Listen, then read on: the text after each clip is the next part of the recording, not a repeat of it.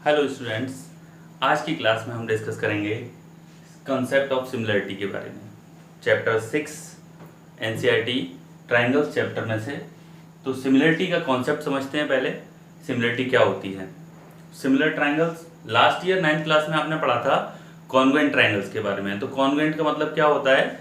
जब दो फिगर्स का शेप और साइज सेम होता है तो ऐसे फिगर्स को क्या बोला जाता है? कॉन्वेंट फिगर्स बोला जाता है। ठीक है, जैसे मान लीजिए आप एक सर्किल हमने बनाया 2 सेंटीमीटर रेडियस का और दूसरा एक और सर्किल बनाया वो भी 2 सेंटीमीटर रेडियस का है, तो फिर वो दोनों फिगर्स जो हैं यानी कि दोनों सर्किल्स जो हैं वो क्या माने जाएंगे? कॉन्वेंट माने जाएंगे, क्योंकि उनकी रेडियस सेम है और शेप तो उनका सेम है ही। तो इसका मतलब शेप और साइज एक जैसा आ गया तो फिर वो कॉन्वेंट फिगर्स हैं। ठीक है। और सिमिलरिटी का क्या मतलब होता है? सिमिलरिटी का मतलब होता है अगर दो फिगर्स का शेप एक जैसा हो लेकिन साइज कैसा भी हो, मतलब चाहे साइज सेम हो या नहीं हो कोई फर्क नहीं पड़ता साइज से। मेन चीज है कि उसका शेप जो है दो फिगर्स का कैसा होना चाहिए? सेम होना चाहिए। जैसे एक सर्किल हमने ड्रॉ किया 2 सेंटीमीटर रेडियस का और एक सर्किल मानो हमने कर लिया 4 सेंटीमीटर रेडियस का। तो अब देखिए ये दोनों सर्किल्स का शेप कैसा है? सेम है, लेकिन इनका साइज कैसा है? डिफरेंट है। तो अब शेप एक जैसा है, साइज मैटर नहीं करता सिमिलरिटी के लिए। तो इसका मतलब ये दोनों फिगर्स कैसे माने जाएंगे? सिमिलर माने जाएंगे। ठीक है। ऐसे ही कोई भी पॉलीगन है, मान लो ये एक रेक्टेंगल वो स्क्वायर है सॉरी, और एक दूसरा स्क्वायर है। तो अब देखिए दोनों स्क्वायर्स के शेप कैसे हैं? एक जैसे हैं, लेकिन साइज कैसा है? डिफरेंट है। तो इसका मतलब शेप एक जैसे हैं, साइज अलग अलग है, तो भी ये दोनों फिगर्स कैसे होंगे? सिमिलर होंगे। मतलब किसी भी टाइप का पॉलीगन हो लेकिन शेप कैसा होना चाहिए? सेम होना चाहिए। साइज कैसा भी हो, चाहे बराबर हो तब भी वो सिमिलर माने जाएंगे, बराबर नहीं हो तब भी सिमिलर माने जाएंगे। तो इससे एक चीज और पता लगती है आपको कि जितने कॉन्वेंट फिगर्स होते हैं वो सभी सिमिलर होते हैं।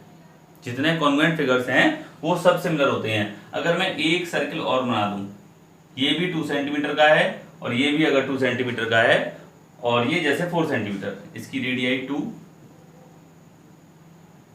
इसकी रेडियाई भी 2 और मान लो इसकी रेडियाई 4 सेंटीमीटर है, तो आप देखेंगे ये तीनों सर्किल्स का शेप कैसा है? सेम है, लेकिन साइज जो है इसका डिफरेंट है, इन दोनों का सेम है। तो अगर आप बात करें तो ये दोनों भी आपस में सिमिलर भी हैं, कॉन्वेंट भी हैं। ये दोनों जो सर्किल हैं वो कॉन्वेंट तो हैं ही। अगर आप इनको सिमिलर बोलना चाहें तो सिमिलर भी बोल सकते हैं, क्योंकि इनका शेप कैसा है? एक जैसा।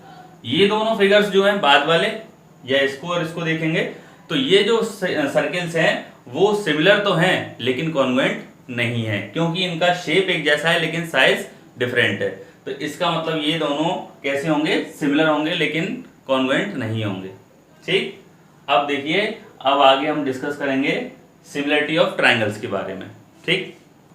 देखिए सिमिलर ट्रायंगल्स, ट्रायंगल्स सिमिलर कब होते हैं? देखिए जब उनका शेप कैसा हो? सेम। जैसे एक ये ट्रायंगल लिया मैंने, इसका नाम ABC, और दूसरा ट्रायंगल जैसे ये लिया, इसका नाम दे दिया जैसे PQR। तो ये ABC ट्रायंगल और PQR ट्रायंगल जो है वो अगर सिमिलर हैं तो उनकी खास बात ये होगी कि इनके जो एंगल्स हैं, करस्पॉन्डिंग एंगल्स, वो इक्वल होंगे। ठीक है। सिमिलर ट्रायंगल्स की खास बात होती है कि उनके जो करस्पॉन्डिंग एंगल्स हैं वो सब कैसे हो जाते हैं? इक्वल हो जाते हैं। ठीक है। तो एंगल A P के इक्वल होगा, B Q के इक्वल होगा और C R के इक्वल होगा अगर ABC और PQR सिमिलर हैं। तो सिमिलरिटी का सिंबल क्या होगा? ABC is similar to triangle PQR। ये जो सिंबल है वो सिमिलरिटी का है। ठीक है, जो सर्किल के अंदर मैंने बनाया था ये सिमिलर का सिंबल है। तो ABC ट्रायंगल PQR के अगर सिमिलर है तो जितने भी करस्पॉन्डिंग एंगल हैं वो कैसे हो जाएंगे? Equal. A equal to P, B equal to Q और C इक्वल टू R। ठीक है। और साथ में इनकी जो करस्पॉन्डिंग साइड्स के रेशियो हैं वो भी क्या हो जाएंगे? Equal. AB upon PQ equal to BC upon QR is equal to AC upon PR। ठीक है। करस्पॉन्डिंग एंगल्स इक्वल होंगे, करस्पॉन्डिंग साइड्स का रेशियो और इक्वल होगा साथ में। ठीक है। तो इस तरीके से सिमिलर ट्रायंगल्स की ये प्रॉपर्टीज हो गई हैं। इसके बाद चलिए हम एक बहुत इंपॉर्टेंट थ्योरम के बारे में डिस्कस करने जा रहे हैं अब, थेल्स थ्योरम। थेल्स थ्योरम जो है वो एग्जाम में ज़्यादातर पूछी जाती है, बहुत ज़्यादा। ठीक है, इस एक्सरसाइज में 2-3 थ्योरम जो है वो काफ़ी इंपॉर्टेंट है। एक थेल्स थ्योरम, पहले हम लास्ट वीडियो में डिस्कस कर चुके हैं पाइथागोरस थ्योरम के बारे में, तो पाइथागोरस भी एक बहुत इंपॉर्टेंट थ्योरम है। अब हम डिस्कस कर रहे हैं सिमिलर ट्रायंगल्स में थेल्स थ्योरम के बारे में। ठीक है, जिसको बेसिक प्रोपोर्शनलिटी थ्योरम भी कहा जाता है।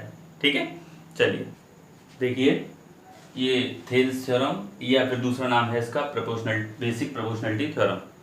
ठीक है, कंटिन्यूसली ज़्यादातर ईयर्स में ये पूछी जाती रही है, तो इसलिए इसको बहुत अच्छे से समझें, प्रिपेयर करें।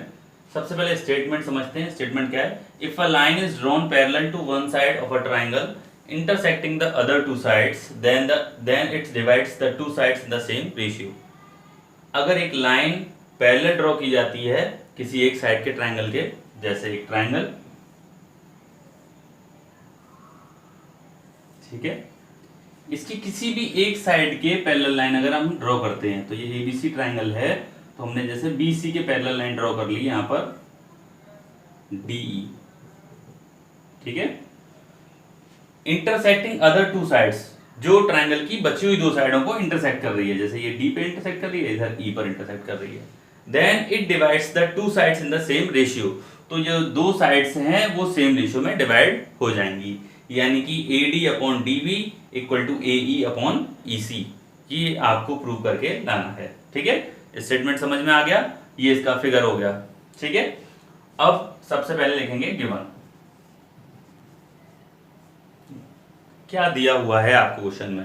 क्वेश्चन में साफ साफ देखो, फिगर को देख के आपको पता लग रहा है, एक ट्राइंगल दिया हुआ है जिसमें BC के पैरेलल लाइन दी हुई है DE। ठीक है, तो आप लिख लेंगे a triangle ABC in which DE is parallel to BC। ठीक है, ABC ट्राइंगल में DE जो लाइन है वो BC के पैरेलल है।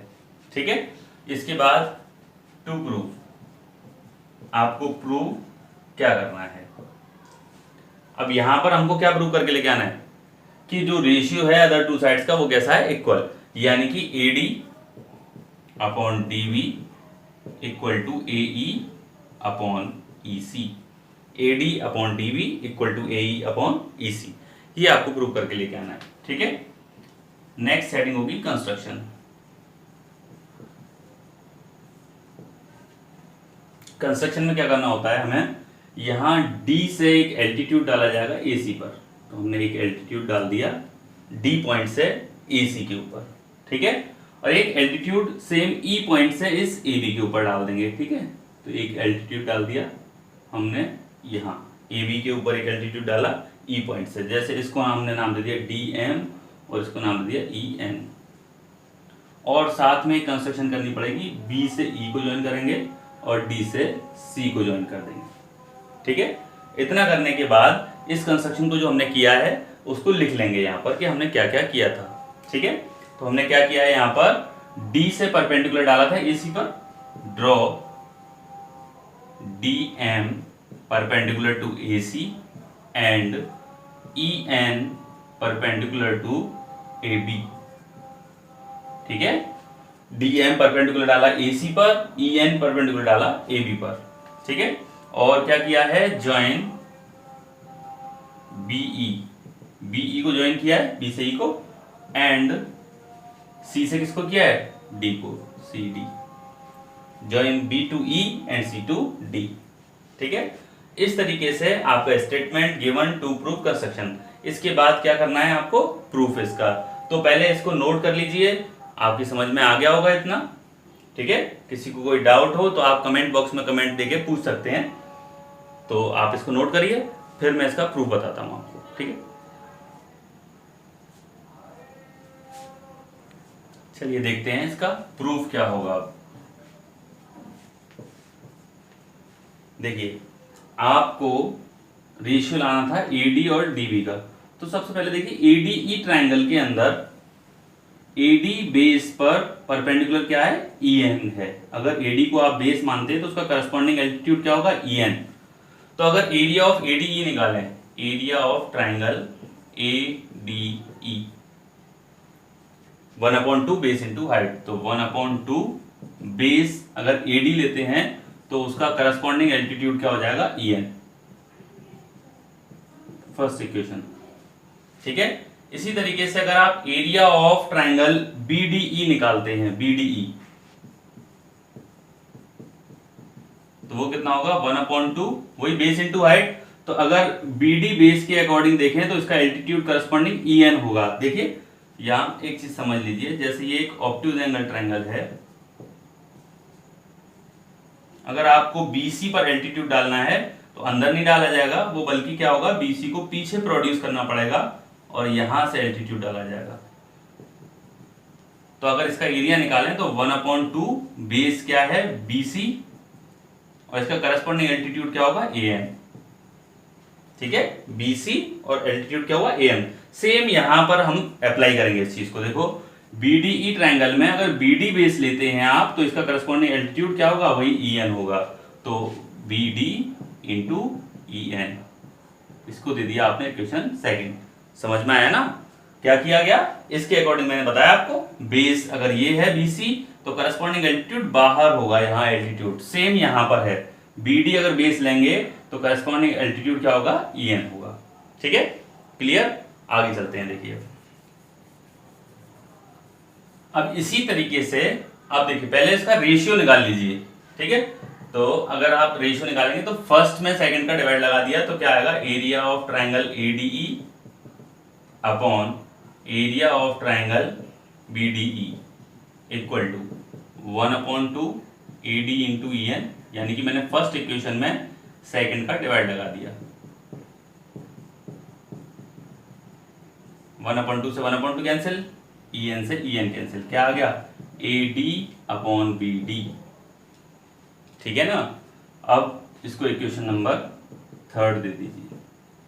ठीक है, तो इन दोनों ट्राइंगल का जो एरिया का रेशियो है वो AD अपॉन BD के बराबर आ गया, AD अपॉन BD, यानी कि इन साइड्स के रेशियो आ गए हैं। अब उस साइड के AE अपॉन EC लाना है तो सेम इसी प्रोसीजर से फिर दोबारा सॉल्व करेंगे। तो आप देखिए ADE ट्राइंगल का एरिया दोबारा निकाल रहा हूं मैं, again area of triangle ADE। अब की बार अगर AE बेस लेंगे तो इसका करस्पॉन्डिंग एल्टीट्यूड DM होगा। तो 1/2 AE इंटू करस्पॉन्डिंग एल्टीट्यूड क्या हुआ, DM। ठीक, equation number fourth, area of triangle CDE, CE base पर जो ट्राइंगल है CDE, तो 1/2 बेस क्या हुआ, CE, और एल्टीट्यूड इसका वही पहले की तरह देखिए, CE अगर बेस है तो करस्पॉन्डिंग एल्टीट्यूड DM। अब फोर्थ में फिफ्थ का क्या लगा दीजिए, डिवाइड। तो क्या आएगा, देखो फोर्थ में फिफ्थ का डिवाइड लगाएंगे तो area of ADE upon area of triangle CDE equal to 1/2 AE into DM, ये फोर्थ इक्वेशन, अपॉन फिफ्थ क्या थी, 1/2 CE इंटू DM। DM से DM कैंसिल होगा, हाफ से हाफ, क्या बचा, AE upon CE, AE upon EC या CE कह सकते हैं, एक ही बात है। तो आप देखिए रेशियोज तो आ गए हैं, AD अपॉन DB भी आ रहा है, AE अपॉन EC भी आ रहा है, लेकिन ये इक्वल कब होंगे रेशियो, जब ये साइड इक्वल हो जाएंगी। ये दोनों इक्वेशनों की RHS इक्वल है, LHS भी अगर इक्वल हो जाती, RHS इक्वल लाना है तो वो कब इक्वल आ सकता है, जब LHS इक्वल आएगी। ठीक है, तो यहाँ देखिए एरिया ऑफ ADE, यहाँ भी एरिया ऑफ ADE, यहाँ आ रहा है एरिया ऑफ BDE, यहाँ आ रहा है CDE, ये सेम हो सकते हैं अगर BDE और CDE इक्वल हो जाएं तो आप देखिए यहाँ BDE दिख रहा है, BDE ये ट्राइंगल और CDE triangle same base DE पर बने हुए हैं और सेम पैरेलल लाइन DE और BC के बीच में है। तो आपको पता है सेम बेस और सेम पैरेलल्स के बीच में बने हुए ट्राइंगल्स के एरिया कैसे होते हैं, इक्वल होते हैं। तो इस CDE की जगह पे मैं क्या पुट कर सकता हूं, BDE। तो देखिए area of triangle ADE upon area of triangle, अब CDE की जगह क्या रिप्लेस कर दिया मैंने, BDE equal to AE upon CE। लेकिन यहां लिख देंगे because area of triangle CDE equal to area of triangle BDE as they lie on same base and between same parallel lines। ठीक है, यानी कि ये दोनों ट्राइंगल सेम बेस और सेम पैरेलल लाइंस के बीच में थे तो इनके एरिया इक्वल आ गए। इसको दिया इक्वेशन नंबर 6। अब थर्ड और 6 को कंपेयर करिए फ्रॉम इक्वेशन थर्ड एंड 6। देखिए अब इन दोनों के LHS इक्वल है, देख रहे हैं साफ, ADE upon BDE, ADE upon BDE। तो इसका मतलब AD अपॉन BD यानी कि RHS भी इक्वल होंगे, equal to AE upon EC लिखें या CE लिखें, एक ही बात है। ठीक है, यही हमें प्रूव करके लेके आना था कि AD और BD का जो रेशियो है वो AE और EC के रेशियो के इक्वल आना चाहिए। ठीक है, इस तरीके से ये थेल्स थ्योरम जो है वो प्रूव हो गई है। बहुत इंपॉर्टेंट थ्योरम है, इसको आप अच्छे से प्रिपेयर कर लीजिए। अगली वीडियो में हम इस पे बेस्ड कुछ क्वेश्चंस के बारे में भी डिस्कस करेंगे और फिर उसके बाद एक इम्पोर्टेंट थ्योरम और करेंगे अगली वीडियो में। ठीक है, तो आप ज़्यादा से ज़्यादा सपोर्ट करिए, इस चैनल को सब्सक्राइब करिए, लाइक करिए वीडियोस को, जिससे आपको मैं आगे भी और कई सारी नई नई जो वीडियोस हैं लाता रहूं, आपका सहयोग मिलेगा तो मैं आपके लिए नए नए कॉन्सेप्ट जो हैं वो लाता रहूँगा। ठीक है, थैंक यू सो मच।